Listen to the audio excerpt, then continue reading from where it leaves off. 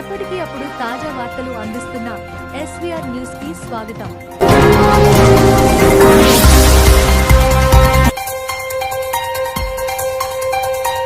చిలకలూరుపేట వద్ద రోడ్డు ప్రమాదంలో మరణించిన విద్యార్థుల కుటుంబాలను ప్రభుత్వం ఆదుకోవాలి.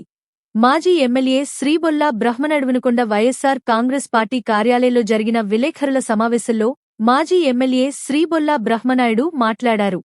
ఈ నెల 4వ తేదీన చిలకలూరుపేట వద్ద జరిగిన ఘోర రోడ్డు ప్రమాదంలో మృతి చెందిన విద్యార్థుల కుటుంబాలను ఆదివారం నాడు ఆయన పరామర్శించారు. మిలకలూరు, శివాపురం గ్రామాలకు చెందిన విద్యార్థులు యశ్వంత్ సాయి, వాసు, శ్రీకాంత్ రెడ్డి కుటుంబాలను పరామర్శించి వారు ఎదుర్కొంటున్న బాధను అర్థం చేసుకుని ప్రగాఢ సానుభూతిని తెలిపారు. కుటుంబాలకు ప్రభుత్వం తక్షణ సాయం అందించాలని ఆయన డిమాండ్ చేశారు. ప్రమాదం జరిగిన విధానాన్ని వివరించిన ఆయన, రోడ్డుపై వెళ్తున్న కంటైనర్ను ఒక కారు స్పీడ్గా వచ్చి స్లో చేశామని, ఈ కారణంగా వెనుక నుంచి వస్తున్న విద్యార్థుల కారు కంటైనర్ను ఢీకొట్టడం వల్లే ప్రమాదం జరిగిందని పేర్కొన్నారు. కంటైనర్ను ఆపిన కారు ఒక ప్రభుత్వ వాహనం కావడం మరింత విచారకరమని, ఆ వాహనం ఎవరిదో ప్రభుత్వం విచారణ జరిపి బాధ్యులపై చర్యలు తీసుకోవాలి అని డిమాండ్ చేశారు. విద్యార్థుల మరణాలతో వారి కుటుంబాలు శోకసముద్రంలో మునిగిపోయాయని, ఆయా గ్రామాలు మౌనవేదనలో మగ్గిపోయాయని ఆయన ఆవేదన వ్యక్తం చేశారు. ఈ కష్టకాలంలో ప్రభుత్వం వారి పక్కన నిలిచి అవసరమైన సహాయం అందించాల్సిన బాధ్యత ఉందని అన్నారు.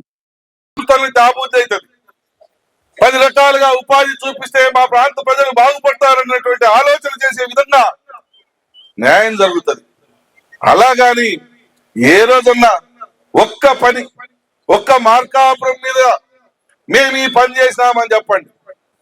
ఈ రోజు నేను చెప్పుకుంటా, మార్కాపూర్కి ఈ రోజు ఇంటింటికి పైప్ లైన్ స్కీమ్ తీసుకొని వచ్చిన జైపాల్ రెడ్డి గారి కాళ్ళు పట్టుకుని 43 కోట్ల రూపాయలు డబ్బులు తెచ్చి ఈ రోజు ఇంటింటికి పైప్ లైన్ వేసిన అది నా కష్టార్జితం. ఆ రోజు మీరు పడ్డ కష్టం చూసినా కష్టానికి ఆ నాయకులకు వివరించిన పోయి ఏదో ఒక రకంగా ఇవ్వాల్సిందేనని చెప్పి తీసుకుని వచ్చి చేర్చుకుని వచ్చారు. మన గవర్నమెంట్ హాస్పిటల్ జిల్లా హాస్పిటల్ గా తీరాల పోతా ఉంటే ఆ హాస్పిటల్ తీసుకొని వచ్చి మార్కాపురం చేయించా. ఈ రోజు జిల్లా హాస్పిటల్ కాబట్టి డాక్టర్లు అంతమంది ఉండి ఎంతో ఇంత మనకు వైద్యం జరుగుతా ఉంది. వెలుగొండ ప్రాజెక్టును సెకండ్ టన్నెల్ మోసం చేస్తే, మీరు అన్యాయం చేస్తే ఈ ప్రాంతానికి 3,50,000 ఎకరాలకు 3 లక్షల మంది రైతులకు న్యాయం జరిగే విధంగా సెకండ్ టన్నెల్ ఆ రోజు మీ అందరి సహకారంతో చేయించా. ఈ రోజు జిల్లాను చేయిస్తా. రేపు రైతుల కోసం గుంటూరులో మిర్చి ఆర్ట్ ఏ రకంగా ఉందో రేపు మార్కాపురం కూడా మిర్చి ఆర్ట్ తీసుకురాబోతా ఉన్నా. ఎక్కడికక్కడ మన ప్రాంతంలో ఉన్నటువంటి అన్ని వర్గాల వారికి న్యాయం జరగాల చూడబోతా ఉన్నా. నాకు ఇన్నున్నాయి చెప్పుకునేదాన్ని, మీకు ఒక్కటి చెప్పండి. రాజకీయాల్లో ఎవరైనా వచ్చినప్పుడు ఆ రాజకీయాలని నాకు సార్థకం చేసుకున్నాను, నేను రాజకీయాల్లోకి వచ్చేటువంటి పరిస్థితి చెప్పమానండి. ఆ చెరువు నింపేదానికి 7 రోజులు తిరిగాం. 7 రోజులు కాలువలు వెంబడి తిరిగాం. ఎక్కడికక్కడ బిగేపించాం. ఎక్కడికక్కడ ఆ నీళ్లని చెరువులోకి వచ్చినట్టు చేసి ఈరోజు అలుగులు బారేటట్టు చేస్తా ఉన్నాం. ఈ అలుగులే కాదు, దీనివల్ల మళ్ళా బోడపాడు చెరువును నింపుతా ఉన్నాం. బోడపాడు చెరువు చూసిరండి, ఎవరైనా పోయే ఓపుకుంటే ఈయన ఆ దారి చూడండి. 40 సంవత్సరాల నుంచి ఎవడు పట్టించుకోవాలా. స్తంభం ఎత్తురు మట్టి కుట్టలు పడి ఉంటే మొత్తం మిషన్లు పెట్టి తీపిచ్చి ఈ రోజు ఆ చెరువుకు నీళ్లు పంపిస్తా ఉన్నాం. వారంలో ఆ చెరువు కూడా నిండబోతా ఉంది. ఈ 2 చెరువుల వల్ల 3,000 బోర్లకు దగ్గర ఈ చుట్టుపక్కల ప్రాంతంలో రైతులకు నీళ్లు అందబోతా ఉన్నాయి. 2 సంవత్సరాల వరకు బోర్లకు నీళ్లకు ఇబ్బంది లేకుండా చేస్తా ఉన్నాం. ఎవరి కోసం? అరే మీరు ఓట్లేశారు, నేను ఎమ్మెల్యే అయినాను అని చెప్పి నేను ఇంట్లో పండుకోవచ్చు కదా. నాకు ఇది పునర్జన్మ, నేను 2వ జన్మ ఎత్తాను. ఆ భగవంతుడు కూడా 2వ జన్మ కోసం అని చెప్పి నన్ను అంచు వరకు పోయిన వాడిని ఎన్నిక పంపించాడు. నువ్వు చేయాల్సింది నారాయణ రెడ్డి ఇంకా ఉంది, నీ ప్రజలకు నువ్వు చేయాల్సింది కాబట్టి నువ్వు ఎన్నిక పో అని చెప్పి నన్ను ఎన్నిక పంపిస్తే వచ్చి నేను ఇవన్నీ చేసుకుంటూ వస్తా ఉన్నా.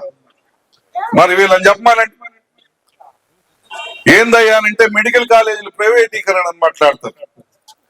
అమ్మా ఇది ఎంత దుర్మార్గమో ఆలోచన చేయండి. మోందా తుఫాను పడి కాలనీలు మునిగిపోతే కనీసం ఎట్టున్నారో తమ్ముడు, ఎట్టున్నారో అన్న, ఎట్టున్నారో బాబాయ్ ఏమైందిరా బాబాయ్, మీకు ఏమైనా బియ్యం అయిందా, లేకుంటే ఇంకోటి అయిందా, లేకుంటే అధికార పార్టీ వాళ్ళు ఏమైనా పట్టించుకున్నారా, ఏమైనా న్యాయం చేశారా, మిమ్మల్ని ఏమైనా అడిగారా? లేదు, నీ కరెంటు లైట్లు పోయినాయి కదా, కరెంట్ ఏమన్నా అవసరం ఉందా అని చెప్పి వాళ్ళని పరామర్శిస్తారు. ఎవడైనా పోయి పరామర్శించకపోగా పని చేసేటువంటి వాళ్ళు తిట్టారు. మేము బురదలో తిరిగాం, పంచలు ఎంకబట్టుకొని పైకి కట్టుకొని తిరిగాం, వాడకు పోయాం. మీ కష్టం ఏందో చెప్పండి, ఇబ్బంది ఏందో చెప్పండి అని చెప్పి నీళ్లలో మునిగిపోతున్నటువంటి ఆ కాలనీలను మిషన్లు పెట్టి ఆ నీళ్ళని కూడా వాళ్ళకి మీద పోకుండా చేశాం. అది ఎవరైనా చేస్తారు కానీ మెడికల్ కాలేజీలు ప్రైవేటీకరణ మేము వద్దు, కోటి సంతకాల సేకరణ అంటాడు. ఎవడి కోసం చేస్తారా ఆ కోటి సంతకాల సేకరణ? మోందా తుఫాన్ లో నష్టపోయిన వాడిని, ఇబ్బంది పడిన పలకరీయడానికి నేను మనసొప్పలేదు, కానీ మీకు మాత్రం కోటి సంతకాల సేకరణ కావాలి.